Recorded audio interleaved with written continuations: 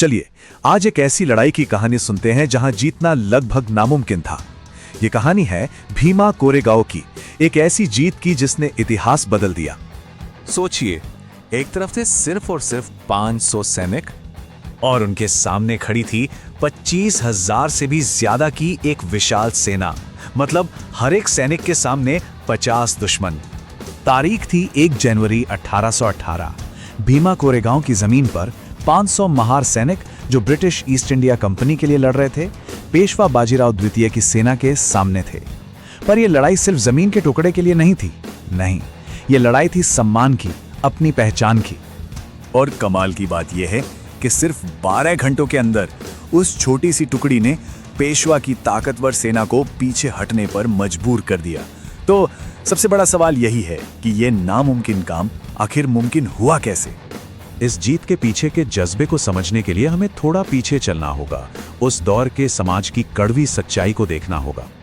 असल में ये लड़ाई हथियारों से उतनी नहीं लड़ी गई जितनी अंदर सुलग रही आग से लड़ी गई थी। ये पीढ़ियों से सहे गए जुल्म और अपमान का एक ज्वालामुखी था जो उस दिन फट पड़ा था।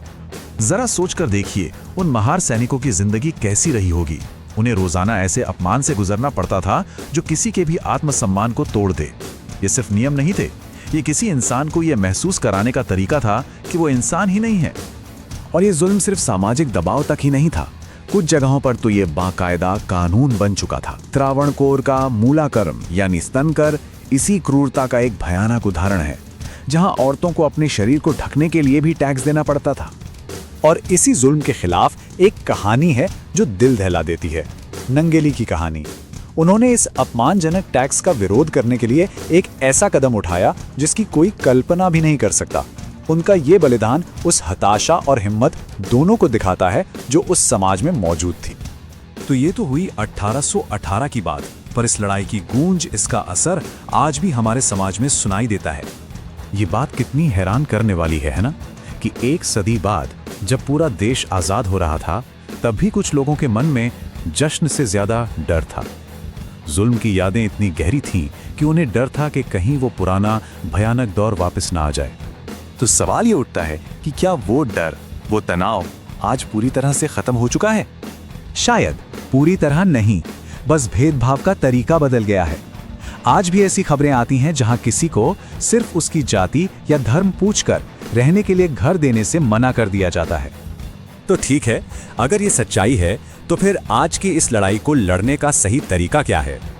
देखिए, सीधी टक्कर से या बहस करके सदियों पुरानी सोच को बदलना लगभग नामुमकिन है। तो फिर रास्ता क्या है? शायद लड़ाई का मैदान ही बदलना होगा। और यहीं पर एक बहुत ही अलग, एक बहुत ही दिलचस्प आइडिया सामने आता है, खामोश बदला। यह हिंसा का बदला हिंसा से लेने की बात नहीं करता। ये कहता है अपने अपमान के दर्द को अपनी ताकत बनाओ और पढ़ लिख कर कामयाब होकर इतना ऊपर उठ जाओ कि दुनिया तुम्हें नजरअंदाज ही ना कर पाए।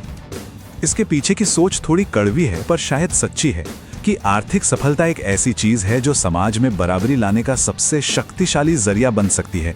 क्योंकि जब बात पैसे की आती है तो अक्सर जाति और धर्म पीछे छूट जाते हैं। तो असली जीत सम्मान मांगने में नहीं, बल्कि उसे कमाने में है।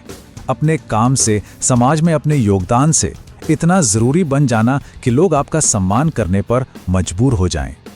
और ये हमें एक बड़े सवाल पर लाकर छोड़ देता है, क्या किसी एक इंसान की कामयाबी समाज में इतनी गहराई तक जमी हुई हजारों साल पुरानी भेदभाव की दीवारों को सच में गिरा सकती है?